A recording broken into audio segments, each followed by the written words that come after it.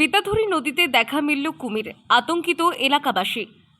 কয়েক মাস আগে সুন্দরবন লাগোয়া বসিরহাট মহকুমার বেশ কিছু জায়গায় ইচ্ছামতি বিদ্যাধরী সহ বিভিন্ন শাখা নদীতে কুমিরের দেখা মেলে। সেই ঘটনার পর কয়েক মাসের মধ্যে এবার কুমিরের ফের দেখা মিলল বিদ্যাধরী নদীতে। উত্তর চব্বিশ পরগনার বসিরহাট মহকুমার সন্দেশখালী ন্যাজাট এলাকায় বিদ্যাধরী নদীতে দেখা মিলল কুমিরের। এলাকাবাসীদের দাবি, একটি বড় পূর্ণবয়স্ক কুমিরের দেখা গিয়েছে। মাঝে মাঝেই সুন্দরবন লাগোয়া জঙ্গল বা সুন্দরবন লাগোয়া নদীতে বা তার একটু দূরেও কুমির দেখা যাচ্ছে। খাবারের সন্ধানে মূলত এরাই চলে আসছে বা নানা রকম কারণে হতে পারে। তাহলে একটু ভয়ের যে সুন্দরবন জঙ্গল লাগোয়া যে নদী বা সেখানে জীবজন্তু তারা কি খাবারের সমস্যায় ভুগছে।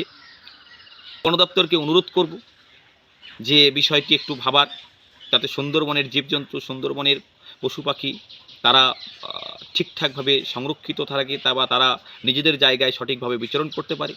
নদীর চরে বেশ কিছুক্ষণ ধরে কুমিরকে দেখেন স্থানীয় বাসিন্দারা। সম্ভবত সুন্দরবন জঙ্গল, সেখান থেকে বেরিয়ে খাবারের সন্ধানে কুমির ছোট নদীতে ঢুকে পড়েছে, এমনটাই মনে করছেন অনেকেই। কুমিরটিকে প্রাথমিক অবস্থায় মাত্র কয়েকজনই দেখতে পায়, যদিও পরে স্থানীয় বাসিন্দারা ভিড় জমালেও কুমিরটি আবার নদী গর্ভে হারিয়ে যায়। সন্দেশখালীর ন্যাজাট অঞ্চলে পাশ দিয়ে বয়ে যাওয়া বিদ্যাধরী নদীতে হঠাৎ দেখা গেল একটি প্রাপ্তবয়স্ক কুমিরের। এই কুমিরটি দেখা মাত্রই গ্রামবাসীরা আস্তে আস্তে এসে নদীর পাশে ভিড় জমায়। এর আগে কখনোই এত বড় কুমির এই কালীনগর কিংবা ন্যাজাট সংলগ্ন যে বেতনি নদী বা বিদ্যাধরী নদী রয়েছে সেই নদীতে দেখা যায়নি। যারা মৎস্যজীবী, বিশেষ করে বিদ্যাধরী নদীর পার্শ্ববর্তী অঞ্চলের যাদের বাস, যারা নদীতে মাছ ধরে জীবনযাত্রা নির্বাহ করে,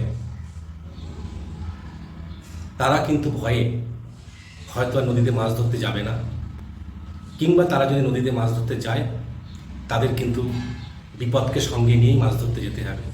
তবে কিভাবে বারবার এই বিদ্যাধরী শাখা নদীতে কুমির ঢুকে পড়ল? তাহলে কি দিক নির্ণয় না করতে পারার জন্য নদীতে ঢুকে পড়ল, না খাবারের সন্ধানে? রীতিমতো কুমির দেখা নিয়ে চর্চা শুরু হয়েছে। এই ঘটনার পর যথেষ্ট আতঙ্কিত হয়ে পড়েছেন এলাকার বাসিন্দারা। বিশেষ করে যারা নদীতে মাছ ও পোকা সংগ্রহ করতে যান, তাদের মনে যথেষ্ট আতঙ্ক তৈরি হয়েছে।